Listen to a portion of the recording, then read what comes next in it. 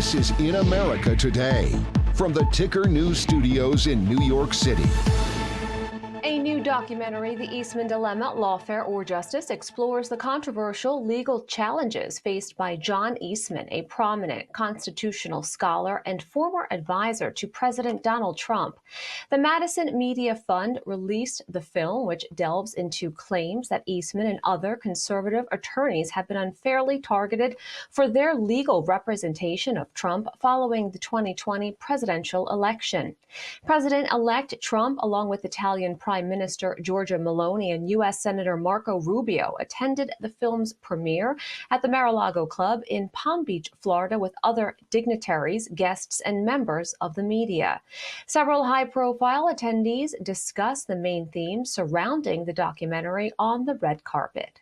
The election was the biggest repudiation the American people could possibly have given to the lawfare we've been witnessing over the last 4 years. And I think this film helps tell that story and further the effort to put an end to it. Well, I think it's symbolic having it right here at Mar-A-Lago because as much as John Eastman and Jeff Clark and General Flynn and Rudy Giuliani and myself were assaulted by the lawfare activists in the Democratic elites party there.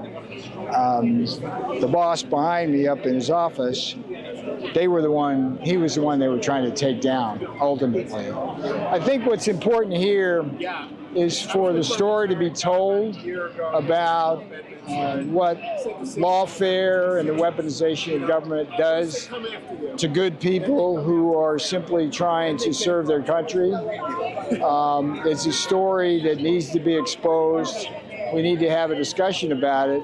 We need to get to a place where it does not happen again. Stand your ground. You know, people in Ireland, people in France, wherever Ticker is at, stand your ground and stand on your values and be fearless about that. Don't allow these fools that are running our governments, European Union. I mean, these are unelected officials in Europe, right? Some of these other people that get into power. This is why what the American people demonstrated to the world is the idea of citizen involvement in the lifeblood of our nation. And without the American people getting involved in the political process of our country, and we did, Donald Trump would be in prison right now had he not. Okay, had we the people in this country not gotten involved. So my message to everybody else out there, you got different political systems, but if you don't participate as a citizen in your country, you got no excuses. Don't come to me and give me your excuse about, well, woe is me.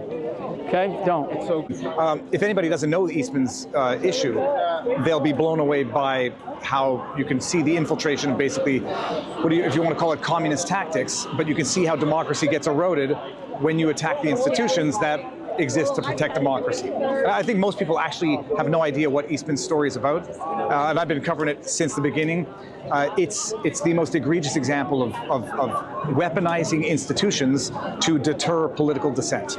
It's about censorship, really. It's about people in power exerting their influence over other people and limiting freedom of speech. And we stand for freedom of speech because if we don't have the free exchange of ideas, we have nothing. Well, I've always been conservative. That's never changed. Hollywood actually has known that my entire career out there. And it was about 12 years ago they actually booted me out. So I got blacklisted a long time ago, and we formed Sorbo Studios. Go to sorbostudios.com. I shoot 4 or 5 movies every year in the independent world. I got 4 movies in post and 3 documentaries in post. I'm doing just fine without Hollywood. They love me because they hate the truth. They hate. It's just it's unfortunate, but I don't harbor the same kind of anger towards them that they do towards me. The last 6-7 years, I'll get at least half a dozen people in every movie during the course of filming come up to me privately, thanking me for being a voice for them. And I said, be a voice for yourself. Fear is government's favorite weapon. We saw it played out during COVID. To me, don't be afraid. You're going to get censored eventually anyway. Who cares? Hollywood's slowly waking up, trust me. They're realizing they're on the wrong side of all of this, and they always have been. And they are